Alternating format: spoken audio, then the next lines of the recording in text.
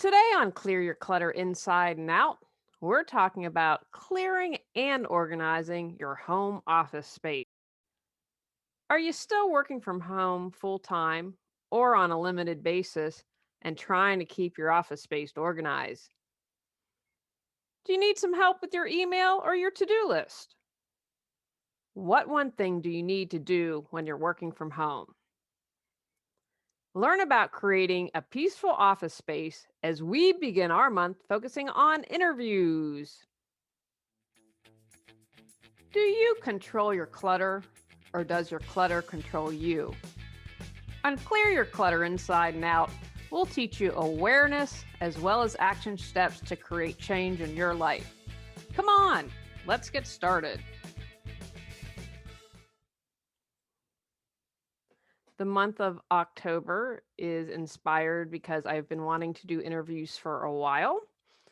And I always think it makes it interesting. It's easier for me to edit interviews than to schedule and do live. I'm still caring for my mom, and that's a priority. And so it's harder to do that. But I always think you guys enjoy listening. It's great. I know that it's me, but I think it's also interesting when I have guests, and I'm always curious about what other people want to know and what their questions are. And all the interviews I'm sharing this month, people did their homework, did their research, asked really good questions, great conversations. And so it is something that I thought you all would enjoy. And even though we don't have 5 Tuesdays, I'm going to have 5 interviews this month, all fairly current, but all good information. First up this month is from the Nothing Left to Give podcast. And I'm going to share, I did a couple interviews with her, and I'm going to share another one at the end of the month because people really were excited about that one. So, Chris McDonald is the host, but she has now started a new podcast called the Holistic Counseling Podcast.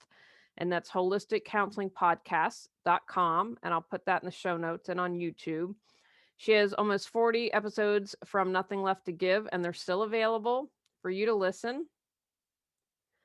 I don't know what'll happen with COVID as I record this. The Delta variant is going on. I just read that Twitter is closing, I think it said their LA and New York offices indefinitely. And I can't remember if they put a hold on what they're doing. I know my friend's in LA. She's not supposed to go back to the office until September. I'm obviously recording this. I'm recording this in August. But when these are released in October, there's a good chance that many of you will still be working from home or some type of a hybrid schedule. So I think it's good information, especially my most important point, which is, I think, very important if you work from home. I touch on mental clutter a little bit, as having a clear office space can support you in having mental clarity. So enjoy my interview with Chris. Welcome back to the Nothing Left to Give podcast. I'm your host, Chris McDonald. I'm so excited for you to hear from today's guest. Her name is Julie Caraccio. She's an award-winning professional life and end-of-life organizer and certified life coach. She's passionate about supporting people in clearing clutter in all areas of their lives, getting organized, and becoming more mindful and aware. She's here today to talk about how to clear and organize your home office workspace. A fun fact about her is that she's about to start a year-long course on herbs and plant medicine, which sounds really interesting to me. Welcome to the show, Julie. Hey, Chris, thanks for having me. I'm thrilled to be here. Can't wait to hear more about what you have to say. I feel like I'm always on the path of trying to be more organized. You know what? I think like with anything in life, well, if it doesn't come to you naturally, first of all, I believe it's a skill you can learn. Yes. So if someone's listening and they're disheartened, don't give up. You can learn to clear clutter. You can to get organized. Absolutely. 100%. For sure. But before we get started, can you talk a little bit more about your work right now? Sure. So I am, as you mentioned, I'm very passionate about supporting people in clearing clutter. And this is because when you clear your clutter, you can share your gifts with the world. I have a definition. I consider myself a holistic organizer and declutterer. When you clear your clutter, you can share your gifts with the world. And I view clutter as anything that prevents you from creating the life you choose, deserve, and desire. Powerful. I'm also passionate. I have recently moved towards the area of end of life organization I was wondering because, what that was. well, we have this fear in our culture. I'm just going to speak to American culture, and your other listeners, would have a take on whatever their country they're from. We have this fear of death as we see it as something to be avoided. Like, look at plastic surgery and all this money that's spent to be appearing youthful. We're all going to die. No one gets out of here alive. And so, if you can accept death, that allows you to live your life fully. And so, it would be maybe organizing all your paperwork to take to the lawyer, writing an obituary, planning a legacy. There are lots of components. Wow, I never even thought of that. What really started my passion was about 3 years ago. My father had my brother and me meet with his attorney and his accountant. And I want to say, like, my parents aren't super wealthy, but there were certain things. One of my father's favorite lines was, I want a pauper's casket. I want the cheapest coffin you can find. And when your mother overrules that and buys something expensive, let her. But that he needed to get his wishes known. And it Yeah, was, that's great. I'm very emotional. I started to tear up. But when I pulled back, I thought, when they go, I'm going to be able to grieve. I'm not going to have to be running around finding passwords, wondering what did he want. And it brought peace of mind. And I'd like others to have that. So this show is geared towards burned out healthcare professionals. So why do you think organization and clearing clutter is so important in preventing burnout? That's a great question. Now, Chris, I could share statistics till the cows come home, and I will try to avoid that, but I would like to touch on a couple of points. Women they've done studies, and Google's your friend here, but women who had cluttered homes had high levels of cortisol throughout the day. And I think as a therapist, you could probably address that better than I could. If they have piles, they've been less satisfied in life. It's harder for your brain to focus. Clutter I've worked with therapists when working with clients, it can cause embarrassment and isolation. Mm, I mean, from a physical perspective, if you have a lot of clutter, you could slip and fall. It's been linked to non-compliance in meds, and they found that depression can cause clutter and clutter can cause depression. And that's just a few. yeah, I've seen that for sure. And from a work perspective, since, right now I know we're all on COVID-19 and a lot of therapists and health professionals are doing telemedicine. But if you have a disorganized office, then a potential client might be like, not sure if I want to work with this person. Because they've done studies where workers believe that if you have a disorganized office, then you're less productive, it's unprofessional. People have lost money from not getting reimbursed. And if you're, in therapy, I don't know about you, Chris, but I want every dime back that I'm Yes, owed. for Yeah. sure. Especially if you can, it's something that's in your control, right? To Yes, try to clear exactly. clutter and be organized. Yes. But I know a lot of our listeners have had made a quick transition to working from home and doing telemedicine, and it can be a big struggle to adjust if you're not used to that. So, what kind of tips do you have to help them clear clutter in their workspace and help them get more organized? Well, the first thing I'd like to mention, because you said that people are working from home now, create a space to work. Now, as I'm talking to you, I have a designated home office. My husband has a designated home office, but that might not be possible. So, whether it's on their dining room table, it's a little nook, create a workspace area. And then, Chris, when you're done for the day, you get out of that area. You don't take your work to your couch, you don't take your work to the bedroom. Make sure that there's a designated workspace. And once the day is over, you get out of that area. Because if not, that's going to create a lot of stress. It's going to create a lot of mental clutter, feeling like everywhere you go, it There's says work. work. Yes, exactly. The other thing that I would say is, and this can go with your regular office, is be aware of invisible clutter. Now, I'm going to get a little weird for a moment. Everything's energy. Whether you believe that from a spiritual perspective, as I do, or physics perspective. So you might be like, hey, my office is all decluttered, but then you open up a door, stuff falls out, you open up your desk drawers, your files are a hot mess. That's energy. And people can feel that and sense that. And it affects you because there's this drip, drip, drip drain on the back of your head saying, wow, I've got this clutter. And it affects you whether or not you're aware of it. So the first thing I'm going to say is just be aware of invisible clutter. Invisible is the word of the day. And then there are just two basic steps. I mean, we can go through the whole organizing thing, but what I'm going to suggest when you listen to any of these tips for physical organizing and decluttering is just sort out. So, like if you have books, like for instance, on my bookshelf, I have writing books, I have the books for my plant class, I have books for self improvement. So, you could go through and say, all right, or you might have textbooks for health professionals. Like if you put all the textbooks together, you might realize, oh, I have a duplicate. I didn't know that. So when you put stuff that goes together, you can then take the next step of editing or purging. And that way you can let go of duplicates. And you're going to want to remember, you want to make sure, like, for instance, if you take things home or if you have take something to the bedroom to read at night, when you are going through the step of decluttering and getting organized, you want to make sure you have gotten things from wherever they're located. Does that make sense? That makes sense.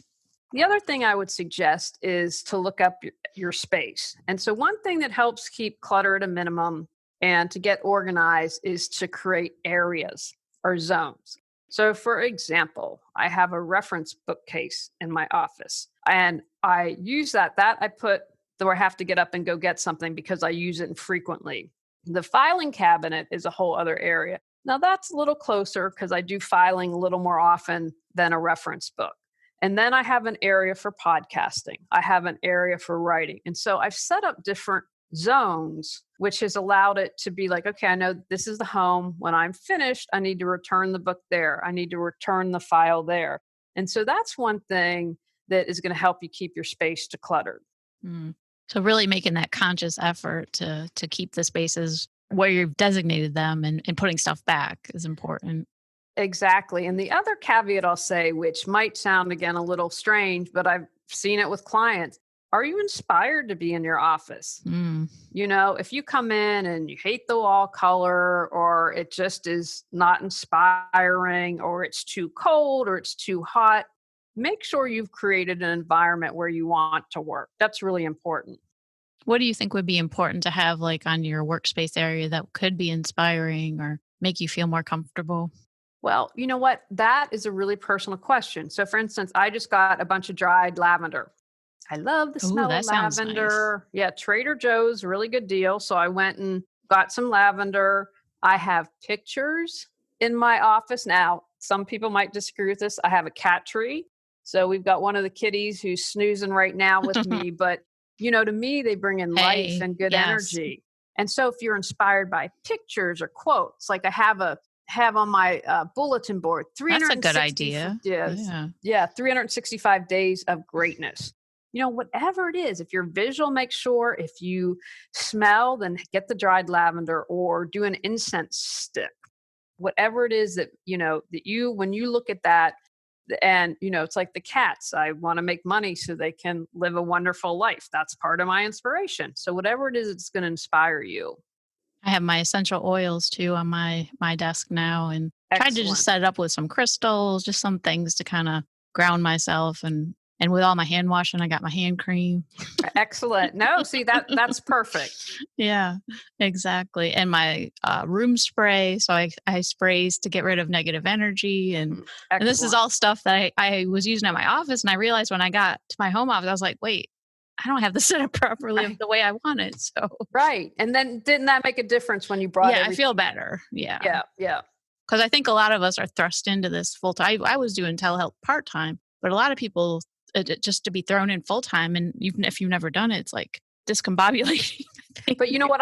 I'm so glad that you mentioned that, because I want to bring up a point. I shared my definition of clutter earlier, but that can create mental clutter. And so I'm going to encourage you to see this time as an opportunity. If you haven't done telemedicine before, dang, that's a new skill you're going to learn. And maybe that allows you to get more clients, or perhaps that allows you to open you up to a whole other service. You say, hey, I'm going to do a free class. You discover you love it.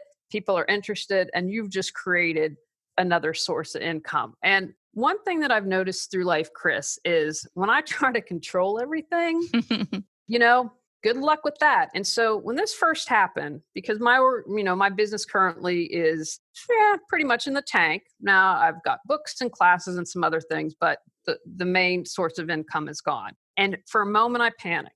And then I said, okay, Julie, let's take a step back. Feel stuck but have no clue what you need to do to move forward? Would you like to feel energized and excited every day? Are you ready to create the life you desire?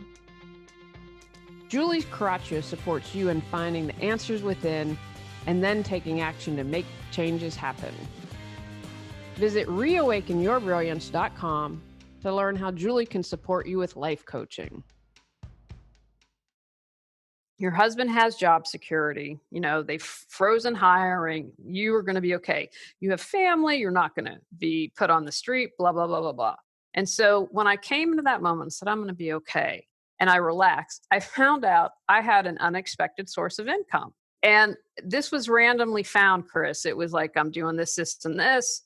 And then it came. And then my husband had done a health plan and had to quit because they couldn't get the schedules to mesh. Well, I said, oh, let me check this. Well, that was over $500. So right back on the credit card. Fantastic. And so those opportunities were able to flow to me. Life opened up because was clear. I didn't have. So was it you're changing your mindset, right? So then things flow better, right? Yes. And to say, like, it's stressful for everyone. So anytime you can see it as an opportunity, what are the silver linings? How can I have gratitude? That switches your mindset and that switches your energy. You talk like a therapist. Oh, well, thank you. I take that as a compliment. Yes, that's how we talk a lot of times. But even we get stressed out, so it's okay.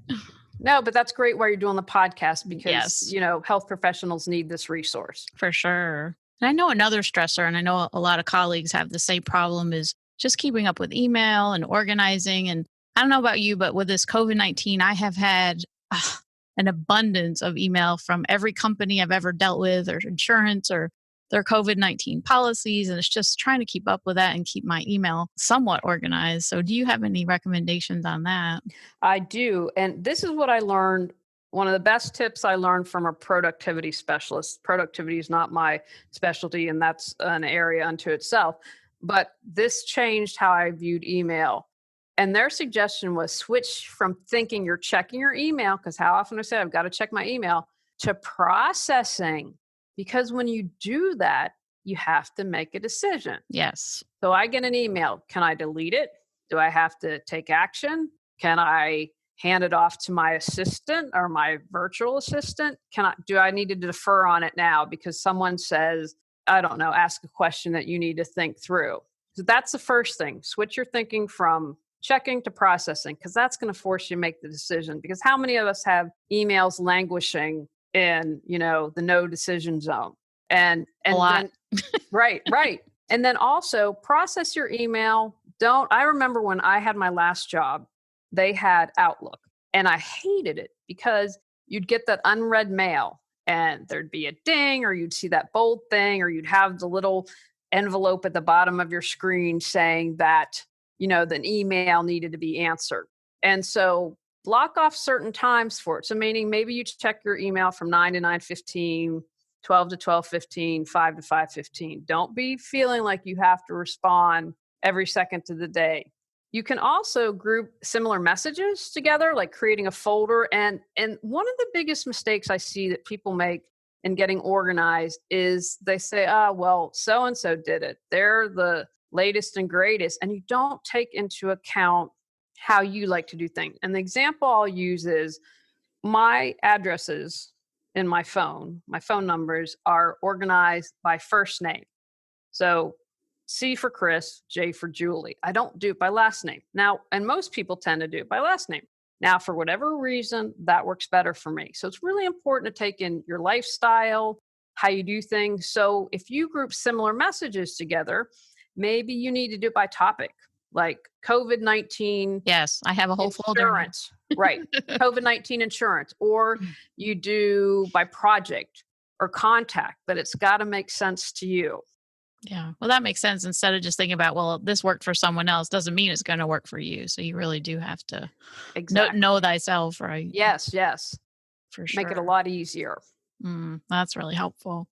So what about with to-do lists? Because I know that's, like I said, I feel like I'm always on the journey of trying to reorganize to-do lists and how to get things so that I'm not wasting time. And Yeah. Fantastic. Now I'm going to tell you, this is related. I'm going to call like to-do list kind of time clutter, or that it kind of fits into that category for me. So one of the big changes that I made this year, and it's had such a great impact on me, and I don't write it down, but part of my to-do list every day is self-time. Simply, I know that I need to spend time on myself sometime during the workday. This isn't all the separate stuff I do. And so it's a really loosey goosey category. So it could include snuggling with a cat. It could include nap time. It could include closing my eyes for 10 minutes, putting my face in the sunshine for 5 minutes, hugging a tree. If I'm really stressed and I need to go take a bath, hey, you know what? There I've you got go. the flexibility. So I would encourage you, make time for yourself throughout the day. And again, if you're able to not write it down, I think that helps, because you don't want it to feel like a chore. You don't want it to feel like a to do, because that can add a lot more stress. Other things with creating a to do list is I encourage you to have time for opportunities. When I worked before I left my job, it was the craziest place I'd ever worked in. And there was literally an emergency every day. And so I got in the habit, okay, what's going to come around today? But then I switched my thinking and said, well, how can I see it as an opportunity? If I leave space, and remember, when you leave space in your life, you welcome new things. There Mhm. is energy and space for things to come. So I would say, well, how can I leave room for opportunities? And then something that's really helped me with my to do list is visualizing. Okay, so I look at my to-do list. I also say, okay, I see my handling any problem that comes my way and not stressing me out. I see my completing my 5 tasks that I have written for the day, and getting your mindset, you know what? I will be able to do this. Also, if some of your to-dos can be routines, that's really helpful. So if like a routine, I talked about doing email 3 Yes. times a day. Mhm. You have paper correspondence that you need to respond to. If you have some writing, I write every day, and that, there's a bazillion things to write. Then I encourage you to do that as well. And finally, the other tip that I would add that I've done that's had a significant impact, when I'm able. Now, if I have scheduled clients, I don't have as much flexibility, but like on an admin day, I'll say, okay, what do I feel moved and motivated to do in this moment? If I'm feeling like writing, I blam it out. I'm like, I was doing something the other day. I was like, I'm really not feeling writing. Let me edit a video. Mm. And so asking yourself, like, what is my energy going to be best for right now? Because when you do that, you're excited to do it. It's easier. It's not like pulling teeth to get you to do it. 'Cause otherwise, I think it could feel like a chore. Exactly. And And when it gets, who mm, wants to do no. chores? Right. And I think as therapists and other healthcare professionals, we live by our schedule, right? With when hmm clients are scheduled. So if you add in more things, well, this has to be my self care time, then that's going to feel more like a chore and a burden. Exactly. But figuring out when you're going to do some kind of time for you and whatever that looks like. And I know I create my own schedule around exercise. So um, Okay, great. yeah, because we can when you have your own private practice, you can. Not everybody has that luxury, but so Monday night's my yoga night. Wednesday and Friday morning I do exercise in the morning before I start work. I still do that now at home too. So See, I that's just, great. but I've gotten such a routine with it, I don't even think about it now. It just is, and I think And it works for you. yeah, and once you can figure out for yourself what that self time can be, and get into a routine of it, it's not something you even have to make an intention as much, Yes, 'cause it's exactly. you kinda roll with it and just, "This is what I do." Yes. And I always tell people too, the same thing, the same time, the same day each week. Well, they've done studies, and I can't remember off the top of my head, but when you do that, for whatever reason, you Yes. get it done more quickly. Yeah. Oh, for sure. I can totally attest to that. Just becomes ingrained after a while. hmm So is there anything else with the mental clutter that you think would be helpful through this difficult time? Because the hard part, I think, especially for mental health therapists that are out there, we're having a hard time and we got to help other people. Right, right. Our And so time. that's why, yeah, that's excellent question. So that's why self-care is really important right now. And again, say, Chris, I don't know how, if, my therapist, or you work a 50-minute hour, if you get a break in between clients, I'm assuming that, hopefully you get a Yeah, break. everybody's different. Right. But like, can I take 5 minutes to meditate? Sometimes that's all you need. Yeah, And exactly. when all else fails, I close my eyes and breathe. I'm like, okay, let's take 5 deep breaths. Maybe I need to ground myself. And if you have, I'm a huge fan of having a plan in place. And so that I don't get overwhelmed. Say, okay, like I have, like this thing I was sharing with you before we did the podcast that I'm just experienced a crazy neighborhood thing in the past 48 hours. I'm like, okay, well, I can control how I respond. You take a deep breath. Let me breathe through this. Let me not respond. What others do is about them. How I respond is about me. That's one of my favorite little things to say to Yes. myself. Amen to that. Right. And then whether it's meditate, I mean, again, like it doesn't have to be this 5 hour, 1 hour thing. You can do a lot in 5 minutes. Simply closing Yeah. your eyes and centering yourself can have a huge impact. So that's something, to clear your mental clutter is have a part of routine by that. Like, okay, or maybe it's even gratitude. Gratitude clears all your clutter in every Yes, single for area. sure. And, just little things and find what works for you. Make a game out of it. What can I try today that's different to clear my mental clutter? And so again, we don't want it to feel like a chore. Yeah. And I think going through this, and that's what I tell clients, everybody and family, that every day just naming some things you're grateful for that you have, that you Hmm. live in a house, that you can go outside and still breathe the fresh air, all those small things that add up. But they really do, and that, and again, like, and that's about whatever other self care is going to support you. What is it Yes. that you need? And, I would say, I can't speak to healthcare professionals and therapists as you can, but be gentle with yourself and ask for support if you need Yes, it. You don't exactly. have to be the be all and end all for everyone and everything. Honor that you're feeling burned out. Honor that you've gotten the message. You know what?